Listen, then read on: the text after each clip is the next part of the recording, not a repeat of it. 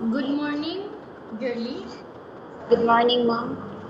Okay, can you tell me about yourself? I'm Gerly Daupan, 29 years old, single, and I'm living in Zamboanga City. I have a few questions for you to answer, so let's start. Yes, Why do you ma'am. want to work as a maid? Because it's easy to apply job. Why you choose Malaysia when there is a lot of other country? Because I already familiar the culture. How are you qualified for this job? I can take care of the kids, and I can clean the house. Okay, so you know how to take care of the kids and Yes. you know how to do the houseworks. What is your recent working experience?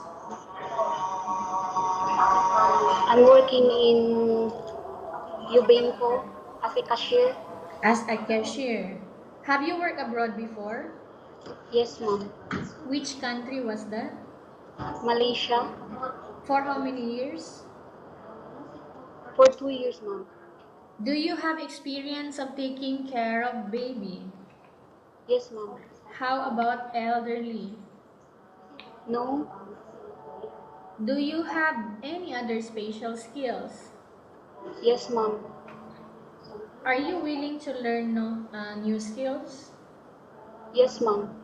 Are you willing to work with a family where the mother-in-law or any relatives stay together?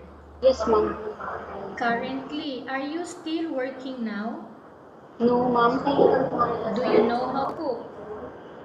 Yes, ma'am. Filipino food.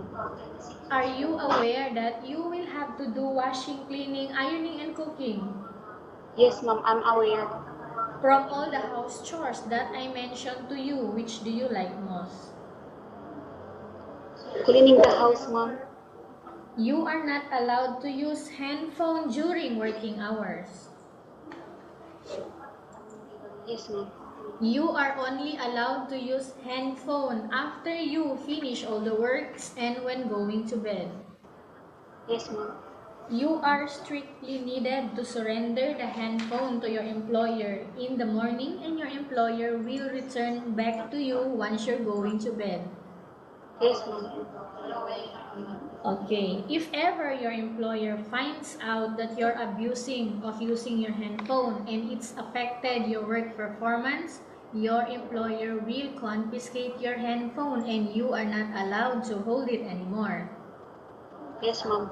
Instead, your employer will allow you to use your phone 3 times in a month. You only allowed to bring normal phone and you are not allowed to bring smartphone. Are you agreed for the terms and conditions? Yes, ma'am. Are you agreed to the rules and regulation for the handphone? Yes, ma'am. How many years is the contract as you agreed and understands? Good. 2 years, ma'am. Can you describe for me your attitude? I'm honest, ma'am. Trustworthy. Trustworthy and Hardworking, ma'am. okay. How can you assure to us that you will work hard in Malaysia? I will. I will do my responsibility, ma'am. What else? How can you assure to us that you will work hard in Malaysia?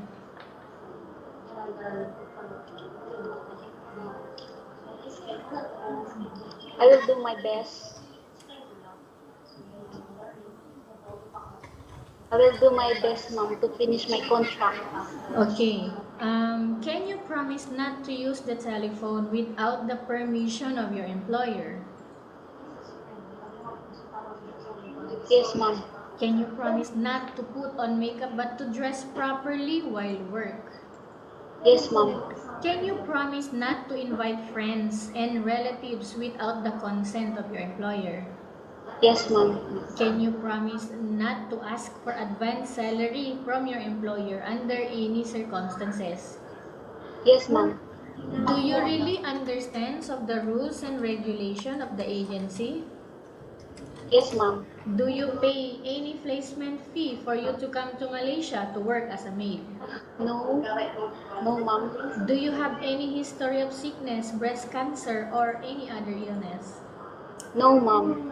Do you have any history of an allergy? No, ma'am. Okay. Do you smoke? No. Any surgical operation? No, ma'am. Are you medically fit or are you fit to work? Yes, ma'am. Are you in any medication right now? No, ma'am. Are you preferred to work for the employer of any race? Yes, ma'am. Are you allergic with any food? No, ma'am. Are you preferred to work for the employer of any race? Yes, ma'am. Are you afraid of being left alone in the house? No, ma'am. Are you afraid of dogs or other pets? No, ma'am. Can you promise to work according to instruction from your employer? Yes, ma'am. Do you have any immediate family working in Malaysia? No, ma'am. Okay, Gerly, we have finished our question section. Let's go to case study. I have a case study for you and I want you to answer me truthfully. Upon arrival in Malaysia within 6 months only, if ever any of your family members passed away, Gerly, what will you do? I will send only the money, ma'am, and I will call them. And then what will you do? I will send money, and I will continue to work ma'am, to finish my To contract. finish your contract. Okay, so make sure 2 years is 2 years contract. You need Yes, to ma'am. finish that before you go for a holiday or anything else. Yes, ma'am.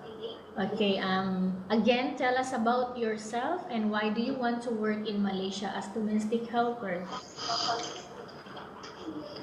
I'm Gerly Daupan, single, 29 years old. I'm living in Zamboanga City. And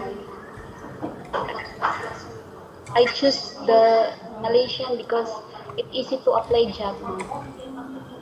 Okay. What do you want to tell to your employer who are watching your video right now?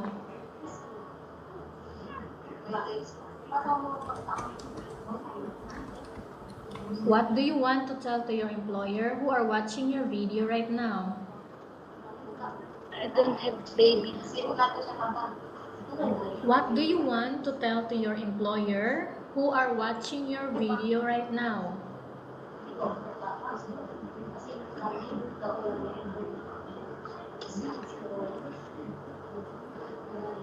If in case your employer is watching you right now, what do you want to tell them? Um, I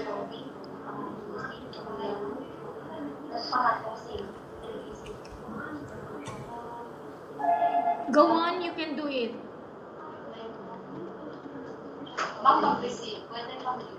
don't don't worry, ma'am. I will do my best to do my responsibility to Okay, your what do you want to assurance. tell to your employer if in case they are watching you right now? What do you want to tell me if in case I am your employer want to select you? Thank you, ma'am. What else? I hope you can choose me. You will choose me. Okay, thank you very much, Gerly. We will update to your agency if there is any selection made by the employer. Yes, ma'am.